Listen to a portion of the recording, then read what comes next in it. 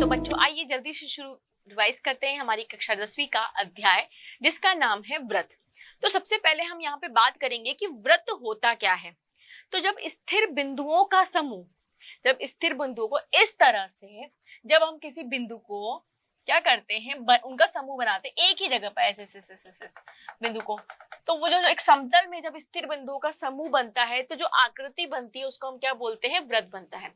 तो व्रत की क्या होती है डेफिनेशन, कि व्रत एक समतल में स्थित उन बिंदुओं का समूह होता है जो एक स्थिर बिंदु से नियत दूरी पर होते हैं। और इन बिंदु को क्या, इन बिंदु को जिस बिंदु से हम करते हैं उस बिंदु को क्या कहते हैं, व्रत का केंद्र कहते हैं। तो यहाँ पे जो ये बिंदु ओ आपको दिखाई दे रहा है ये व्रत का केंद्र है, तथा व्रत के केंद्र से प्रत्येक बिंदु, यहाँ पे व्रत पर प्रत्येक बिंदु चाहे वो यहाँ पर हो चाहे वो यहाँ पर हो, वो समान दूरी पर होता है और उसको हम क्या बोलते हैं, व्रत की त्रिज्या बोलते हैं। तो कहने का मतलब ये, मान लीजिए इस बिंदु से मैंने यहाँ पे एक व्रत बनाया, ठीक है, तो ये बिंदु मेरा क्या कहलाता है, केंद्र कहलाता है। इसको हमने नाम दे दिया ओ।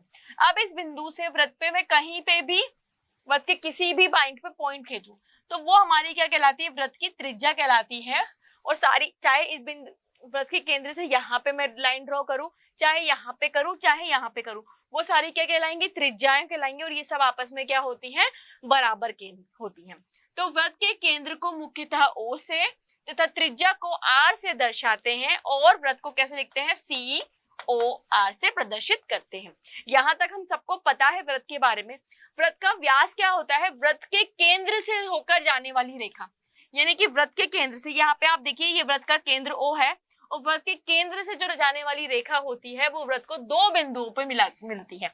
एक बिंदु यहाँ पे मिल रही है व्रत के, एक बिंदु यहाँ पे मिल रही है, तो ये क्या कहलाती है, व्रत का व्यास कहलाती है। क्या कहलाती है, व्यास कहलाती है। तो आप यहाँ पे इस चित्र में देख रहे हैं ए ओ बी व्रत का क्या है, व्यास है। अब देखो यहाँ पे अभी हमने थोड़ी देर पहले एक बात पढ़ी थी कि व्रत के केंद्र से व्रत पर एक रेखा खींची जाए तो वो क्या कहलाती है, त्रिज्या कहलाती है। इसी तरह केंद्र से दूसरी तरफ रेखा खींची जाए तो ये भी क्या कहलाती है, त्रिज्या कहलाती है। और ये पूरी लाइन क्या कहलाती है, रेखा कहलाती है। तो अगर हम इस पूरी व्यास की बात करें तो कितना हो गया, r प्लस आर 2r। तो यहाँ पे हमने क्या बात सीखी कि व्रत का जो व्यास होता है वो क्या होता है, त्रिज्या का 2 गुना होता है। तो व्रत का व्यास कितना होता है, 2 गुना होता है त्रिज्या का। यहाँ पे आपको ये बात समझ में आई, ठीक है। किसी भी व्रत में व्यासों की संख्या क्या होती है, अनंत होती है। कैसे, क्योंकि हम केंद्र से जाती हुई अनंत रेखाएं खींच सकते हैं, एक ये, एक दो, इस तरह हम बहुत सारी रेखाएं खींच सकते हैं। तो व्रत का जो व्यास की संख्या होती है वो क्या होती है, अनंत होती है। पहली बात ये, व्रत के सभी व्यास लंबाई में क्या होते हैं, बराबर होते हैं। चाहे मैं इस व्यास की बात करूं चाहे इस व्यास की बात करूं, सारे लंबाई में क्या होते हैं, बराबर होते हैं। इसी तरह त्रिज्याएं भी आपस में क्या होती हैं, बराबर होती हैं। अब यहाँ पे क्या बात ध्यान में रखनी है, 2 या 2 से अधिक व्रत जिनके केंद्र समान हो उनको हम क्या बोलते हैं, सकेंद्रीय व्रत बोलते हैं। जैसे कि अगर मैं आपसे बोलूं यहाँ पे एक व्रत मैंने बनाया, इसका केंद्र है ओ, इसी के अंदर मैंने सेम केंद्र से मान लीजिए एक और व्रत बनाया, तो ये दोनों व्रत कौन से व्रत कहलाते हैं, सकेंद्रीय व्रत कहलाते हैं। ये आपको बात ध्यान में रखनी है। तो अभी हमने पढ़ा व्रत क्या होता है, व्रत का व्यास क्या होता है, व्रत की त्रिज्या क्या होती है। अब व्रत से संबंधित हम बहुत सारी तथ्य पढ़ने वाले हैं। सबसे पहले हम बात करेंगे जीवा की। व्रत की जीवा क्या होती है, तो किसी भी व्रत पर स्थित 2 बिंदुओं को मिलाने वाला रेखाखंड। व्रत पर स्थित 2 बिंदु, मान लीजिए यहाँ पे ये 2 बिंदुओं को, इनको जो मिला रहा है रेखाखंड, यहाँ पे ये 2 बिंदु है सी डी, इसको मिलाने वाला रेखाखंड, यहाँ पे ये 2 बिंदु है ई एफ, इसको मिलाने वाला रेखाखंड क्या कहलाता है, व्रत का जीवा कहलाती है। तो यहाँ पे यही डेफिनेशन हमने लिखी है, किसी भी व्रत पर स्थित किन्हीं 2 बिंदुओं को मिलाने वाला रेखाखंड व्रत की जीवा कहलाता है। तो इस चित्र में ए बी सी डी तथा ई एफ क्या है, व्रत की जीवाएं हैं। किसी व्रत में समान लंबाई की अथवा भिन्न भिन्न लंबाई की असंख्य जीवाएं होती है। अब देखो, जो त्रिज्या थी और जो व्यास था वो तो समान लंबाई के होते हैं, लेकिन जीवा की लंबाई क्या होती है, अलग अलग हो सकती है। व्रत का जो व्यास होता है व्रत की सबसे लंबी जीवा होती है। व्रत का व्यास कौन सा होता है, जो केंद्र से होकर जाता है। तो जो केंद्र से होकर जाता है वो क्या होती है, व्रत की सबसे लंबी जीवा होती है। ठीक है, तो यह अब आपने बात करी जीवा की। दूसरे तथ्य की हम बात करेंगे जिसको हम क्या बोलते हैं, चाप। क्या बोलते हैं, चाप। तो किसी भी व्रत पर स्थित किन्हीं 2 बिंदुओं से, ठीक है, यहां से और यहां से एक चाप मैंने मान लीजिए ये है एक चाप, और दूसरे चाप की बात करूं तो दूसरा चाप है ये इस तरह से, है ना।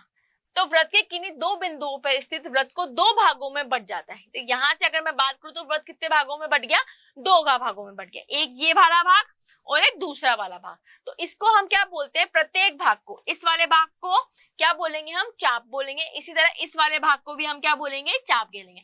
दूसरे शब्दों में अगर बात की जाए तो वृत्त की परिधि के सतत, वृत्त की परिधि क्या होती है, ये जो पूरी रेखा होती है ना गोल, ये होती है हमारी वृत्त की परिधि। तो वृत्त की परिधि के सतत वाले भाग को हम क्या कहते हैं, चाप कहते हैं। अब देखो यहाँ पे इस चित्र में, यहाँ पे वृत्त पे दो बिंदु स्थित है पी क्यू, है ना। हमने एक पॉइंट यहाँ पे रखा x और एक पॉइंट हमने यहाँ पे रखा y। तो ये जो छोटा चाप बना इसको हम बोलते हैं पी एक्स क्यू, ये हमारा क्या कहलाता है, छोटा चाप, जिसको हम बोलते हैं लघु चाप। एक चाप हमारा बना पी वाई क्यू, ये बड़ा है तो इसको हम बोलते हैं दीर्घ चाप। तो ये हमारा कहलाएगा लघु चाप और ये हमारा कहलाएगा दीर्घ चाप। चाप को हम इस तरह से ऊपर रेखा करके, आर्क वाली रेखा करके प्रदर्शित करते हैं।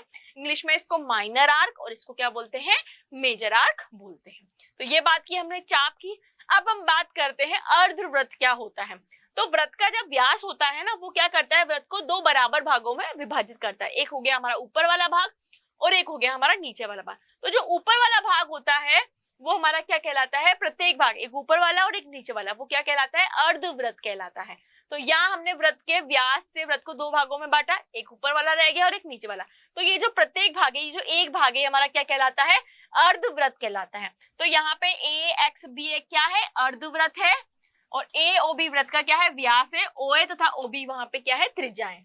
मतलब ये दोनों तो त्रिज्याएं हैं, ये ए बी पूरा व्यास है और ये पूरा क्या हो गया, अर्धवृत्त हो गया। ठीक है, चलिए अब बात करते हैं हम वृत्त की परिधि की। तो वृत्त के एक पूरे चक्कर में तय की गई कुल दूरी, यानी कि मान लीजिए ये वृत्त है और इसका हमने पूरा चक्कर लगाया इस तरह से, यहां से स्टार्ट किया हमने चक्कर लगाना और हमने पूरा चक्कर लगाया, तो ये हमारा क्या कहलाती है, वृत्त की परिधि कहलाती है। दूसरे शब्दों में उस वक्र की रेखा की लंबाई जो जिस पर वृत्त का निर्माण करने वाले बिंदु स्थित हैं, वो सब वृत्त का क्या कहलाते हैं, परिमाप कहलाते हैं या परिधि कहलाते हैं। वृत्त की परिधि किसके बराबर होती है, वृत्त की परिधि बराबर होती है 2 पाई इंटू त्रिज्या के या पाई इंटू व्यास के। तो हम अगर बात करें कि वृत्त की परिधि क्या होती है, तो वृत्त की परिधि होती है 2 पाई आर। आप बिल्कुल ऐसे याद रखें, वृत्त की परिधि क्या होती है, 2 पाई आर। अब हम आगे बात करेंगे वृत्त खंड की, किसकी बात करेंगे, वृत्त खंड की। तो देखो यहाँ पे अभी हमने पढ़ा था कि दो बिंदुओं से, वृत्त पे स्थित दो बिंदु का रेखाखंड वृत्त को क्या करता है, दो भागों में विभाजित करता है। तो ये जो रेखाखंड है ये हमारी क्या कहलाती है, जीवा कहलाती है। तो यहाँ पे वृत्त की प्रत्येक जीवा, कोई भी जीवा हो, वृत्त को क्या करती है, दो भागों में विभाजित करती है। तो यहाँ हम देख सकते हैं कि यहाँ पे वृत्त पे दो बिंदु स्थित है ए और बी, इस पे एक रेखाखंड खींचा, तो ये वृत्त को कितने भागों में विभाजित कर रहा है, दो भागों में। यहाँ पे आप देखेंगे ये जो भाग है थोड़ा सा छोटा है और ये जो भाग है थोड़ा सा बड़ा है। तो ये जो भागों में विभाजित करता है इसको हम क्या बोलते हैं, वृत्तखंड बोलते हैं। जो छोटा भाग है इसको हम बोलते हैं लघु वृत्तखंड और जो वो बड़ा वाला भाग है उसको हम क्या बोलते हैं, दीर्घ वृत्तखंड। तो यहाँ पे यही चीज हमने लिखी है, वृत्त की प्रत्येक जीवा वृत्त को दो भागों में बांटती है, जिनमें प्रत्येक भाग एक वृत्तखंड कहलाता है। मतलब ये भाग भी वृत्तखंड कहलाएगा और ये वाला भाग भी वृत्तखंड कहलाएगा। तो इस चित्र में ए बी वृत्त को कितने भागों में विभाजित कर रहा है, दो भागों में। कैसे, एक तो हो गया हमारा ए सी बी और एक हो गया हमारा ए डी बी, ये दो भागों में हो गया।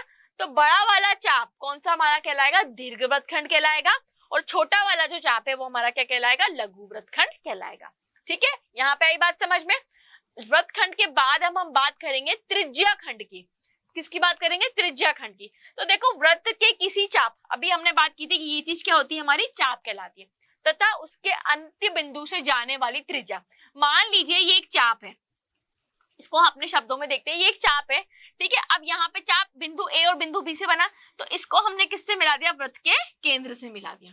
ठीक है, तो वृत्त की त्रिज्या से होने वाली अब क्या कहलाएगा हमारा, ये पूरा हिस्सा हमारा क्या कहलाएगा, त्रिज्या खंड कहलाएगा। तो हमने यहाँ पे लिखा है कि वृत्त के किसी चाप तथा उसके अंत्य बिंदु से जाने वाली त्रिज्याओं से बना हुआ भाग, अंत्य बिंदु यानी कि ये इस चाप का अंत्य बिंदु एक ही है और एक ही है, इसको से त्रिज्याओं से बनने वाला जो क्या कहलाता है भाग, वो क्या कहलाता है, वृत्त का त्रिज्या खंड कहलाता है। तो देखो एक तो ये त्रिज्या खंड बना, अब इन्हीं दो पॉइंट से एक ये त्रिज्या खंड भी तो बनेगा, बना।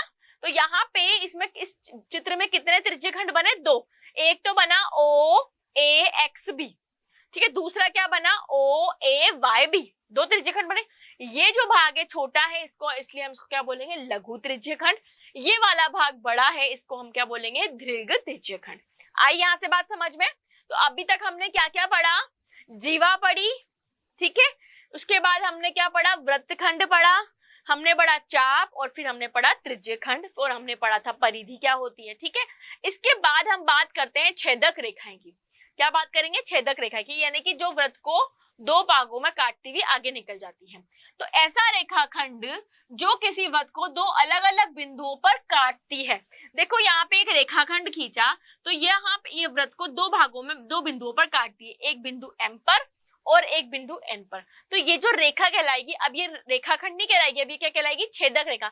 क्यों, क्योंकि ये वृत्त को दो बिंदुओं पर काटती हुई आगे बढ़ रही है, तो ये हमारी क्या कहलाती है, छेदक रेखा कहलाती है। अर्थात यदि किसी रेखा के दो बिंदुओं पर एक वृत्त स्थित हो, यदि किसी रेखा के दो बिंदुओं पर एक वृत्त स्थित होता है, तो ये रेखा हमारी कौन सी कहलाती है, ये रेखा उस वृत्त की छेदक रेखा कहलाती है। आइए यहां तक बात समझे। अब देखो हमारा क्या है, हमारा ये चित्र है, चित्र में हमारा केंद्र O है, PQ हमारी क्या कहलाएगी, इस वृत्त के लिए छेदक रेखा कहलाएगी, जो वृत्त को बिंदु M तथा N पे क्या कर रही है, स्थित है। ठीक है, यहाँ पे एक नोट है, एक रेखा किसी वृत्त को दो से अधिक बिंदुओं पर नहीं काट सकती, यानी कि ये जो रेखा है ना, ये दो, अधिकतम कितने बिंदुओं पर काट सकती है वृत्त को, दो से ज्यादा कभी भी नहीं काट सकती, ये बात आपको ध्यान रखनी है। ठीक है, अब हम क्या करेंगे, वृत्त से संबंधित कुछ महत्वपूर्ण परिणामों के बारे में बात करेंगे और उनको हमेशा एज इट इज याद करेंगे।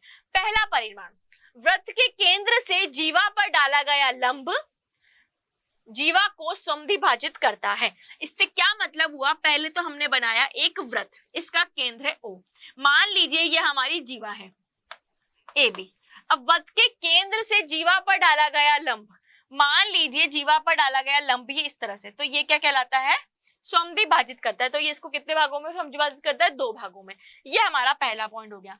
वृत्त के केंद्र और जीवा के मध्य बिंदु को मिलाने वाली रेखा, वृत्त का केंद्र और जीवा का मध्य बिंदु, ये इसको मिलाने वाली ये जो रेखा है, ये जीवा पर क्या होती है, लंब होती है। बात एक ही है, ये जीवा पर क्या होती है, लंब होती है, इस तरह से। ये हमारा दूसरा पॉइंट हो गया। वृत्त की समान जीवाएं केंद्र से बराबर दूरी पर होती है। वृत्त की समान जीवाएं का मतलब, मान लीजिए ये एक जीवा है और ये मान लीजिए दूसरी जीवा है CD। यहाँ पे ध्यान से देखिएगा, ये हमारी एक जीवा है AB और ये दूसरी जीवा है CD। ये केंद्र से क्या होती है, बराबर दूरी पर होती है। तो मान लीजिए अगर ये पॉइंट P है और ये Q है, तो ये क्या होती है, वृत्त की जो समान जीवाएं केंद्र से बराबर दूरी पर, मतलब OP बराबर क्या होगा, OQ होगा। ठीक है, तीसरा पॉइंट हमारा ये हो गया। चौथा पॉइंट, किसी वृत्त में एक चाप द्वारा केंद्र पर बनाया गया कोण। अब देखो ये वाला, किसी वृत्त में एक चाप द्वारा केंद्र पर बनाया गया कोण है ना, उसी चाप द्वारा शेष परिधि पर बनाए गए अतिरिक्त कोण का दुगना होता है। मतलब मान लीजिए यहाँ पे इस चाप से एक कोण बनाया थीटा और इसी चाप से ये दूसरा कोण बनाया, तो ये जो कोण होता है ये इस कोण का क्या होता है, दुगना होता है। आसान शब्दों में आपको बात समझनी है कि ये चाप से बनाया गया कोण अगर ये थीटा है, तो यहाँ केंद्र पे बनाने वाला कोण क्या होगा, इसका दुगना, यानी कि 2 थीटा होगा। ये कुछ बातें जो आपको एज इट इज याद रखनी है। वृत्त की जीवाएं केंद्र पर समान कोण बनाती है, मतलब वृत्त की जितनी भी जीवाएं होंगी वो केंद्र पर क्या बनाएंगी, एक जैसा कोण बनाएंगी। अर्धवृत्त से बना कोण समकोण होता है। तो ये हमारा क्या होता है, हमने पढ़ा था, ये हमारा होता है अर्धवृत्त। अब इससे बड़ा कोण यानी कि ये कोण क्या होता है, समकोण, यानी कि ये 90 डिग्री का होता है। ठीक है, वृत्त के एक ही खंड से कोण परस्पर क्या होते हैं, समान होते हैं। ये सारे पॉइंट आपको याद रखने हैं। चक्रीय चतुर्भुज के सम्मुख कोण में प्रत्येक युग्म का योगफल 180 डिग्री होता है।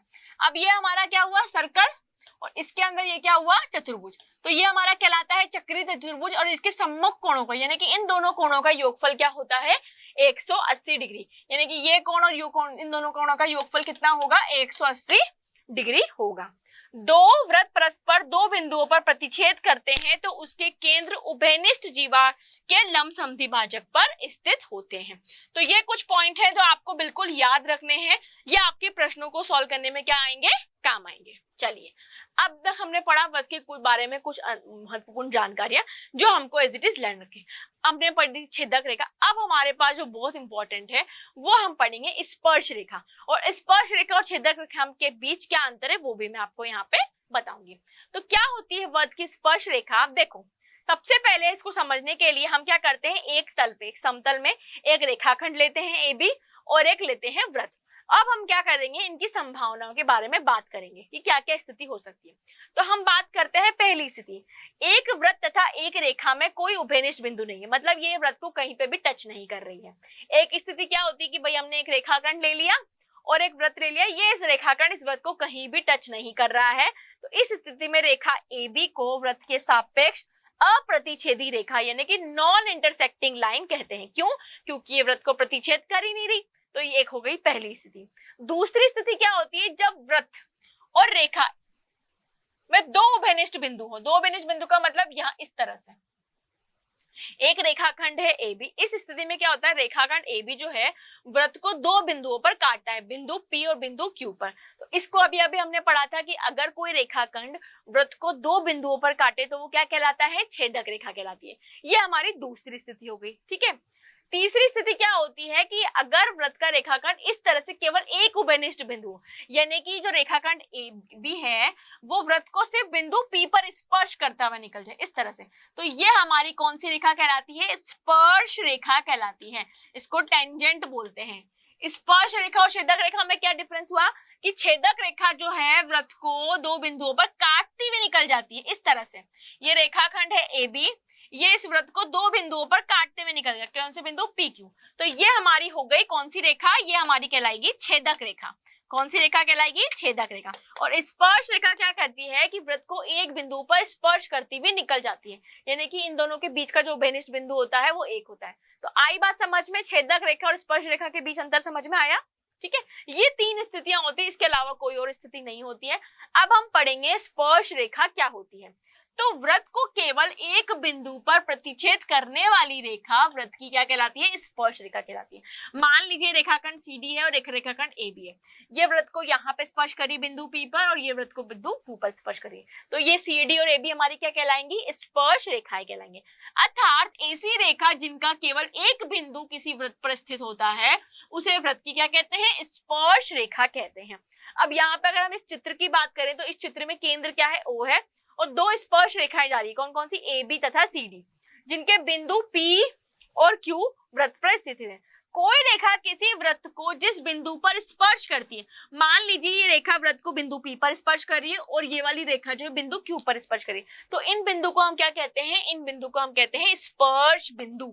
क्या कहते हैं, ये स्पर्श बिंदु कहलाते हैं। और ये क्या कहलाते हैं, स्पर्श रेखा और के उभयनिष्ठ बिंदु भी कहलाते हैं। ठीक है, अब हम स्पर्श रेखा के बारे में दो तीन बातें पता करते हैं। व्रत के एक बिंदु पर केवल और केवल एक स्पर्श रेखा होती है। व्रत के एक बिंदु पर एक और सिर्फ एक स्पर्श रेखा होती है, उससे ज्यादा नहीं हो सकती है। व्रत की अधिकतम दो समानांतर स्पर्श रेखाएं हो सकती है जो व्रत के केंद्र के विपरीत और खींची जाती हैं। दो समानांतर कैसे कैसे हो सकती है, अभी अभी हमने चित्र पढ़ा था, या तो इस तरह या इस तरह, इससे ज्यादा और कोई स्पर्श रेखाएं नहीं बनाई जा सकती। ठीक है, अब हम बात करते हैं कि ये जो स्पर्श रेखा है इसकी लंबाई के बारे में बात करते हैं। तो यदि व्रत के किसी बाह्य बिंदु से, मान लीजिए ये व्रत के बाहर एक बिंदु है P, व्रत पर खींची गई स्पर्श रेखा की लंबाई उस बाह्य बिंदु से तथा व्रत के केंद्र के बीच की दूरी के बराबर होती है।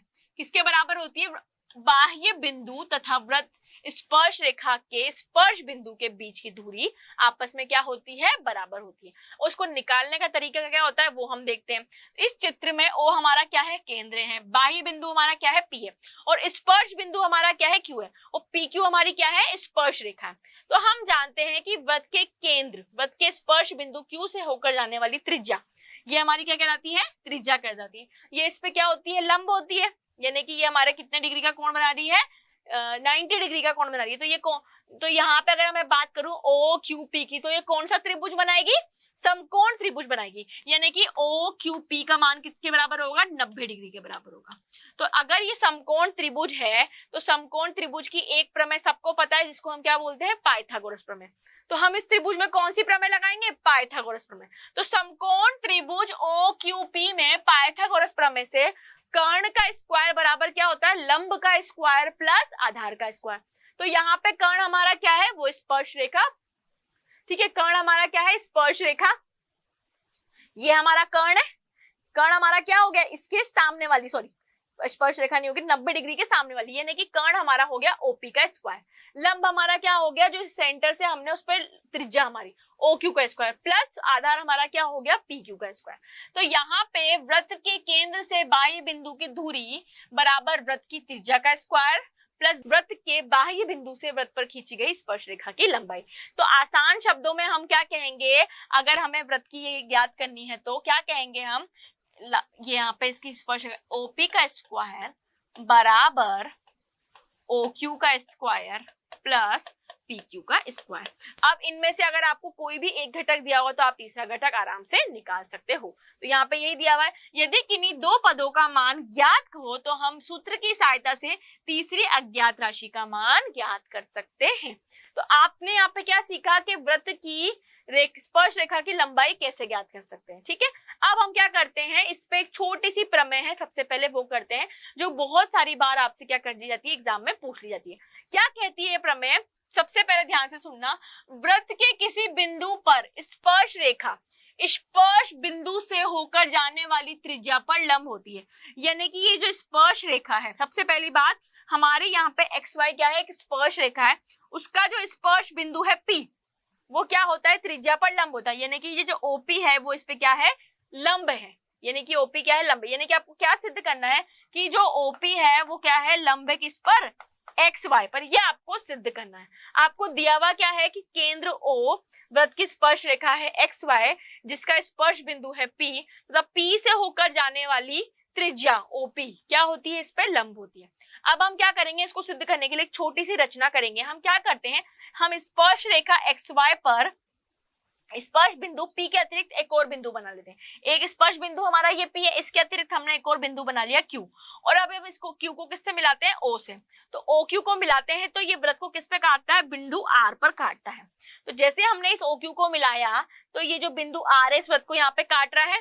तो अब हमने इससे क्या सीखा कि स्पर्श रेखा XPY एक अन्य बिंदु Q के बाहर स्थित है। यदि Q वृत्त के अंदर है, अगर Q मान लीजिए वृत्त के अंदर होता तो ये क्या होता, वृत्त की स्पर्श रेखा नहीं होती, फिर नहीं होती। तो इस स्थिति में हम क्या कहेंगे कि रेखाखंड OQ वृत्त की त्रिज्या OB से बड़ा होगा, अर्थात OQ जो है वो किसके बड़ा होगा, ये जो OQ है किससे बराबर, ऑब्वियसली बात है ये हमारी क्या हो गई, वृत्त की त्रिज्या हो गई। यहाँ से ध्यान से देखना, ये हमारी क्या हो गई, त्रिज्या हो गई। अब ये जो बिंदु Q है ये तो वृत्त से बाहर है, तो ये तो बहुत ही क्वाइट ऑब्वियस सी बात है कि ये जो OQ होगा वो बड़ा होगा किससे, OR से। क्यों, क्योंकि R तो वृत्त पर स्थित है और Q का है, वृत्त के बाह्य बिंदु है। क्यों, क्योंकि और OR वृत्त की क्या है, त्रिज्या भी है। तो परंतु एक ही वृत्त की त्रिज्याएं होने के कारण, अब देखो अगर मैंने आपसे एक बार शुरू में कही थी कि केंद्र से वृत्त पे कोई भी बिंदु बनाओ वो क्या कहलाती है, वृत्त की त्रिज्या।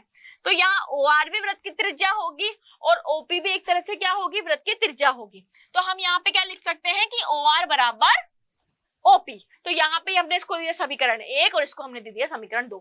समीकरण 1 तथा 2 से हम क्या लिख सकते हैं कि OQ किससे बड़ा होगा, OP से बड़ा होगा, या OP छोटा होगा OQ से, लिख सकते हैं।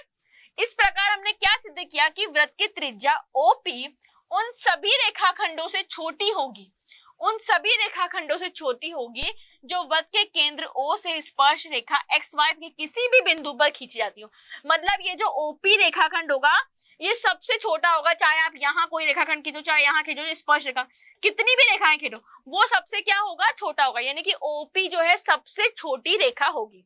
तो हमने यहाँ पे क्या बात सीखी कि वृत्त के केंद्र O से स्पर्श रेखा XY के किसी भी बिंदु पर खींची गई रेखाखंड सबसे छोटे रेखाखंड स्पर्श रेखा XY पे क्या होगा, लंब होगा।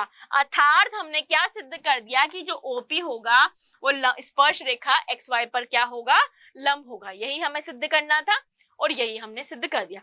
अब इसके विपरीत भी प्रमेय होती है। कि हम मान लीजिए ओपी जो है लंब है एक्स वाई पर, तो आप बताइए कि ये एक स्पर्श रेखा होगी, इसके विपरीत भी आपसे पूछा जा सकता है, तो आपको वो चीज वहां पे ध्यान रखनी है। अब हम एक प्रश्न करेंगे, हमने स्पर्श रेखा की लंबाई पढ़ी थी, उस पर आधारित एक प्रश्न करेंगे।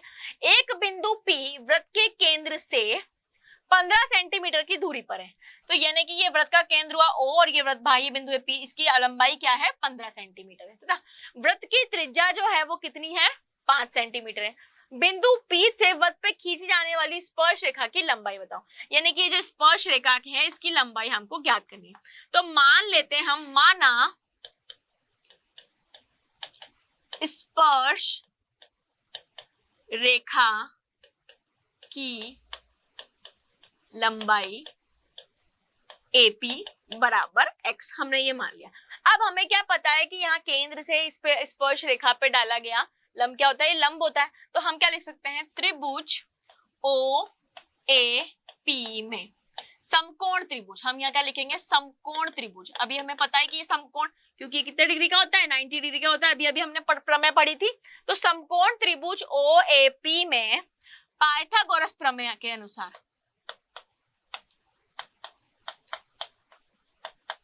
समकोण त्रिभुज OAP में पाइथागोरस प्रमेय से कर्ण हमारा क्या हो गया OP का स्क्वायर बराबर क्या होगा OA का स्क्वायर प्लस AP का स्क्वायर, यही होगा पाइथागोरस प्रमेय से। कर्ण का स्क्वायर बराबर लंब का स्क्वायर प्लस आधार का स्क्वायर। OP हमारा है 15 का स्क्वायर, OA हमारा है 5 का स्क्वायर प्लस हमने इसको माना x स्क्वायर। 15 का स्क्वायर हमारा होता है 225 बराबर 5 का स्क्वायर होता है हमारा 25 प्लस x स्क्वायर। हमें इस x का मान चाहिए, तो हम क्या लिखेंगे x स्क्वायर बराबर 225 माइनस 25। 225 में से 25 जाएंगे तो कितने बचेंगे बच्चों, 200 बचेंगे। हमें यहाँ पे स्क्वायर हटाना है, इधर के पक्ष से स्क्वायर हटाएंगे तो इसको इधर क्या हो जाएगा, स्क्वायर रूट हो जाएगा। तो 200 का स्क्वायर रूट हमारा किसके बराबर हो गया, 10√2 के बराबर हो गया सेंटीमीटर। तो अगर वृत्त की स्पर्श रेखा की लंबाई क्या होगी, क्या लिखोगे, अतः स्पर्श रेखा AP बराबर कितना आ गया आपका 10√2 सेंटीमीटर। अब मान लीजिए स्पर्श रेखा की जगह त्रिज्या पूछ ली जाए, कुछ भी पूछ ली जाए, 2 का मान देके तीसरी पूछ ली जाए, तो आप आराम से निकाल सकते हो इस सूत्र की सहायता से। ठीक है, तो ये हमारा पहला उदाहरण। अब हम बात करते हैं एक बिंदु से वृत्त पर कितनी स्पर्श रेखाएं खींची जा सकती है, इसके बारे में हम बात करते हैं।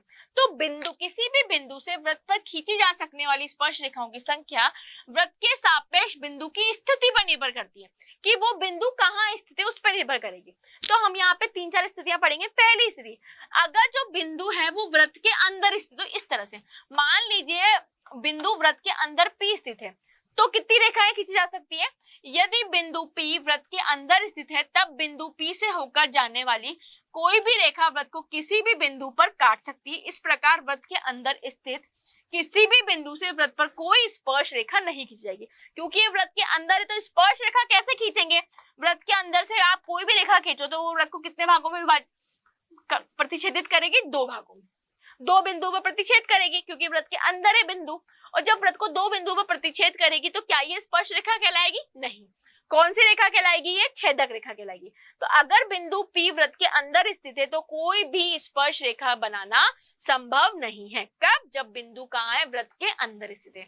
ये हमारी पहली स्थिति होगी। दूसरी स्थिति क्या होगी, अगर बिंदु P वृत्त पर स्थित हो, अब वृत्त पर ही बिंदु P स्थित है, तो यदि बिंदु P वृत्त पर स्थित हो तब इस बिंदु से होकर केवल एक रेखा स्पर्श रेखा खींची जा सकती है। कितनी स्पर्श रेखा खींची जा सकती है, केवल एक स्पर्श रेखा खींची जा सकती है। तो यहाँ पे आपको खींच के दिखाइए, कब, जब बिंदु P वृत्त पर स्थित हो। ये हमारी हो गई स्थिति दूसरी। तीसरी स्थिति, जब बिंदु P वृत्त के बाहर हो, यानी कि अब बिंदु P क्या है, ना तो अंदर है ना वृत्त पर है, कहाँ है, वृत्त के बाहर है।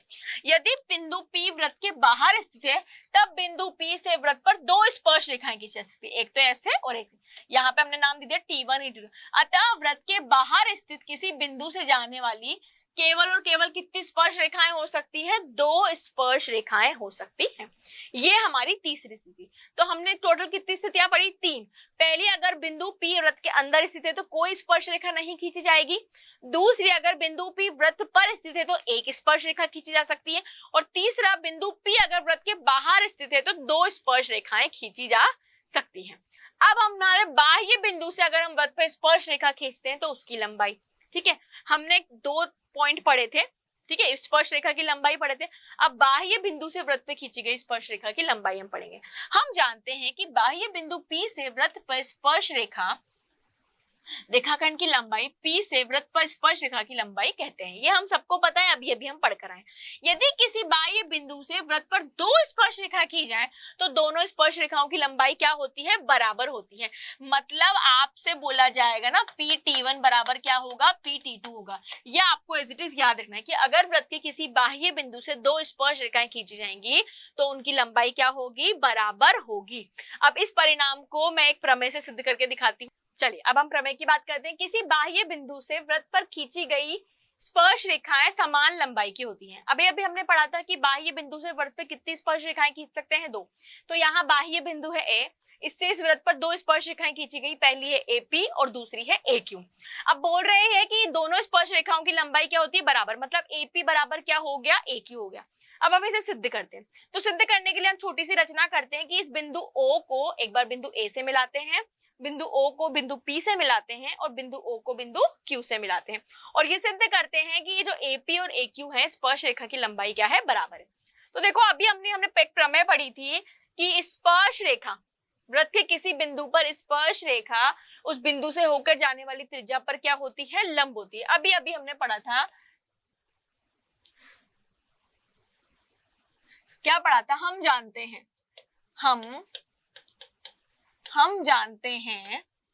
क्या जानते हैं हम? वृत्त के किसी बिंदु पर खींची गई स्पर्श रेखा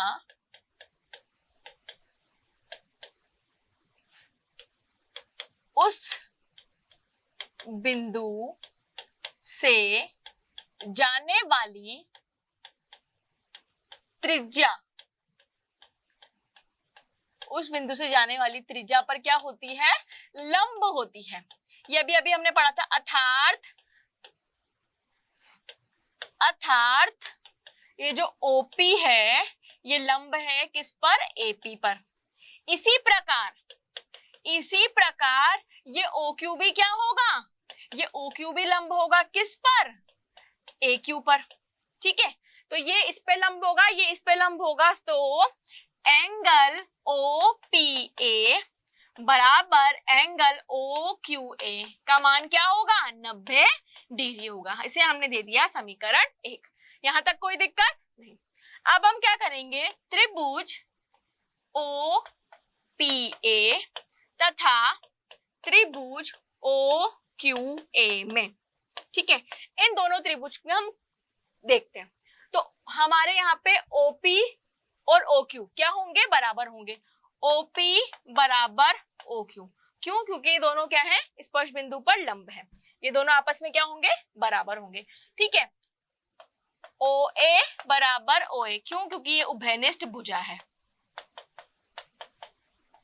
उभयनिष्ठ भुजा। एंगल OAP बराबर एंगल OQA कितना है? 90 डिग्री है, समीकरण 1 से।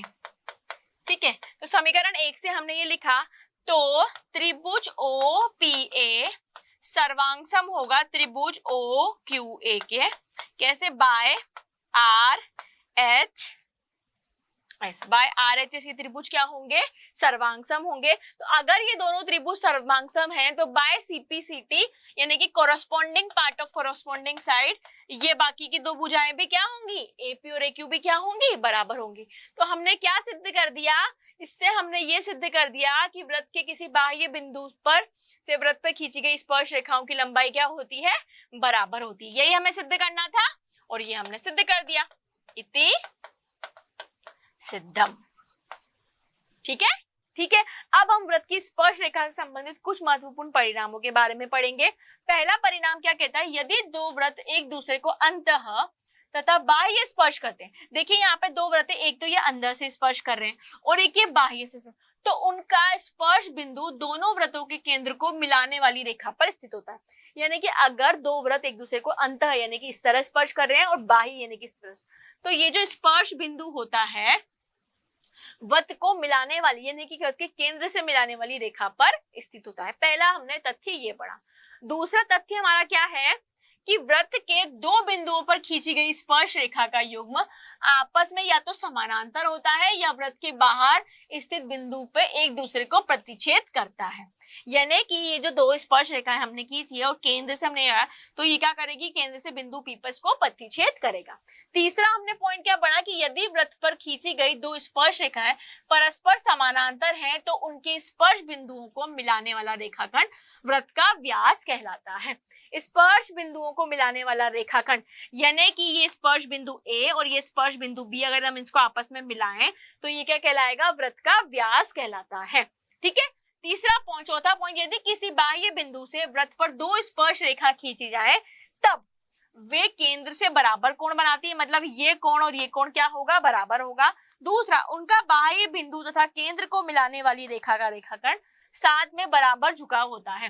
बराबर झुकाव का मतलब क्या हुआ कि हमने ये रेखाखंड खींचा केंद्र से जो बाह्य बिंदु P को मिलाता है, तो ये वाला एंगल और ये वाला एंगल आपस में क्या होगा, बराबर होगा। ठीक है, ये कुछ पॉइंट है जो आपको याद रखने हैं एज इट इज, एग्जाम में प्रश्नों में बहुत काम आते हैं। और लास्ट, वृत्त के अंतर्गत परिगत चतुर्भुज आमने सामने की भुजाएं संपूरक कोण अंतरित करती हैं। संपूरक कोण अंतरित करती हैं का मतलब क्या हुआ, ये कोण बराबर होता है। ठीक है, तो हमने यहाँ पे कुछ एक उदाहरण पढ़ लिए, तथ्य पढ़ लिए। अब हम एक उदाहरण करते हैं, एक प्रश्न करते हैं। बिंदु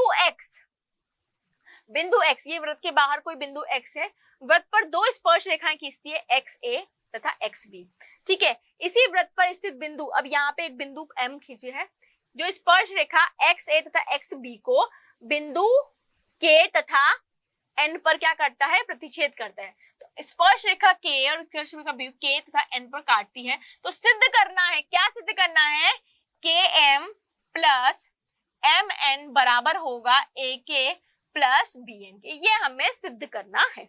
तो देखो, सबसे पहली बात हमें क्या पता है कि ax है ना, सबसे पहले हम क्या करते हैं, बाह्य बिंदु को मानते हैं x। तो हमें ये पता है कि बाह्य बिंदु पर खींची गई दो स्पर्श रेखाओं की लंबाई क्या होती है, बराबर होती है। सो हम यहाँ लिखेंगे बाह्य बिंदु x से वृत्त पर खींची स्पर्श रेखाएं बराबर होती हैं। यह भी हमने पढ़ी थी प्रमेय, बराबर होती है। अर्थात हम क्या सकते हैं, ax बराबर या xa बराबर xb, हम ये कह सकते हैं। इसको हम देंगे समीकरण 1, है ना। अब हम मान लेते हैं यहाँ पे बाह्य बिंदु जो है n है। नाउ अब बाह्य बिंदु n से, अब अगर बाह्य बिंदु n है तो इस पे स्पर्श रेखा क्या खींची गई, एक तो nb और एक क्या खींची गई, nm। तो nb बराबर क्या होगी, nm होगी। ये हमारी समीकरण हो गई 2। अब हम बाह्य बिंदु ले लेते हैं के, बाह्य बिंदु के से, बाह्य बिंदु हमने के से बात करी तो a के बराबर क्या हो गया, am हो गया, a के बराबर km, ये समीकरण हो गई 3। ठीक है, अब हम क्या करेंगे, समीकरण 2 तथा 3 को जोड़ने पर, समीकरण 2 तथा 3 को जोड़ने पर, तो जब हमने जोड़ा तो nb प्लस ak बराबर क्या होगा, nm प्लस km। तो हम इसको अगर हमारे जो पूछा जाए उसके फॉर्मेट में लिखें तो ak प्लस bn बराबर हो गया km प्लस nm। यही हमें सिद्ध करना था। यही हमने सिद्ध कर दिया। तो हम क्या लिखेंगे, इति सिद्धम, यही हमें सिद्ध करना था। तो हमने सिर्फ एक प्रमेय का इस्तेमाल किया कि बाह्य बिंदु से वृत्त पे खींची गई स्पर्श रेखाओं की लंबाई बराबर होती है। तो एक बार हमने बाह्य बिंदु मान लिया x, एक बार बाह्य बिंदु मान लिया n, तो ये स्पर्श रेखा NB और NM आपस में क्या होंगे, बराबर होंगे। बाह्य बिंदु मान लिया k, तो AK और AM आपस में क्या होंगे, बराबर होंगे। बस एक प्रमेय से हमने जो सिद्ध करना था वो सिद्ध कर दिया। तो इसी के साथ जो है आपका ये जो अध्याय है व्रत वो होता है खत्म। अगली बार अध्याय करेंगे अगला, तब तक के लिए बाय बाय।